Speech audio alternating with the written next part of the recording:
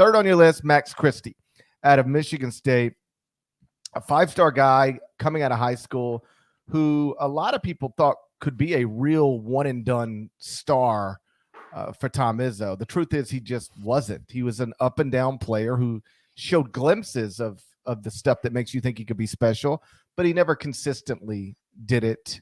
And that's among the reasons why Michigan State didn't struggle per se, but wasn't quite what Michigan State, what a lot of us thought it would be, and what it annually is.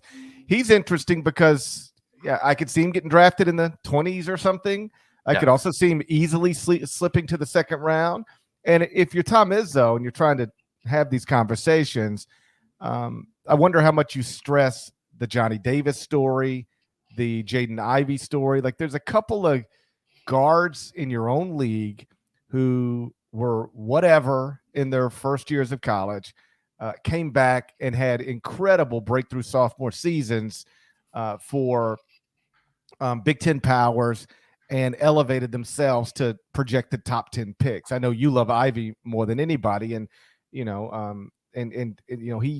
I do think, deserves to be at least in the conversation to go first overall. Like, you at least got to talk about it. It's not what I would do, but you got to at least talk about it.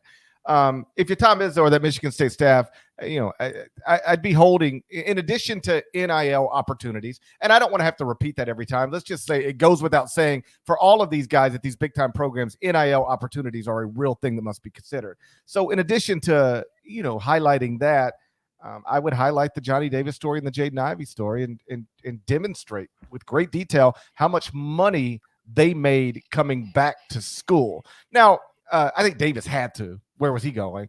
Ivey could have been a one and done. I don't know where he'd have been picked, but he would have been picked somewhere just based off of, the way he measures and the athleticism and that stuff. But, those guys came back to school and made literally millions of dollars by having incredible sophomore seasons. Perhaps Max Christie could be, the Big Ten's version of that next season. Yeah, Ayo Dosunmu is one. I think that a similar case where he could come back. He's a former five-star recruit. People thought he's a one and done.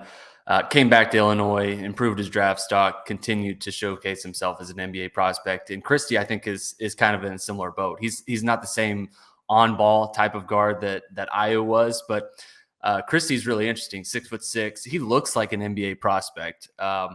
His statistics don't necessarily indicate as much. Averaged 9.3 points per game, shot 32% from three, but looks like a guy who I think could, even in this draft, be a potential first rounder. To me, I think he is one of the more true, like, on the fence guys, because with a lot of these guys on this list, I think I could reasonably make predictions on like 8 or 9 of these guys. Christie, I think, is a real, like, who knows what he's going to do, because if he stays in the draft, I have him number 23 on the big board, probably going to be a first rounder, right? There's a chance, though, comes back to Michigan State next season, takes on a bigger role, improves his efficiency, shows himself as like a clear 5-star dude who really takes the next step as in his development. I mean, he's a guy who I think could be a lottery pick next year if he comes back. So that's what I would like him to do, but it's not a cut and dry case with Max Christie. I think the platform that he's afforded at Michigan State, and Tom Izzo, by the way, has given him a pretty big leash in terms of his development, which I think is really interesting, because going back to Jaren Jackson Jr., he had a quick hook with Jaren Jackson Jr. Maybe it's just big guys in general, but Christie got to play through a lot of mistakes at Michigan State as a freshman, which is not typically what Tom Izzo does.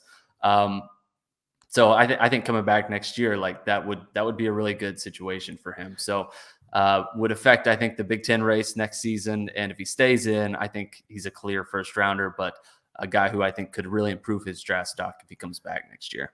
I'm with you on most of these guys in the sense that I think I could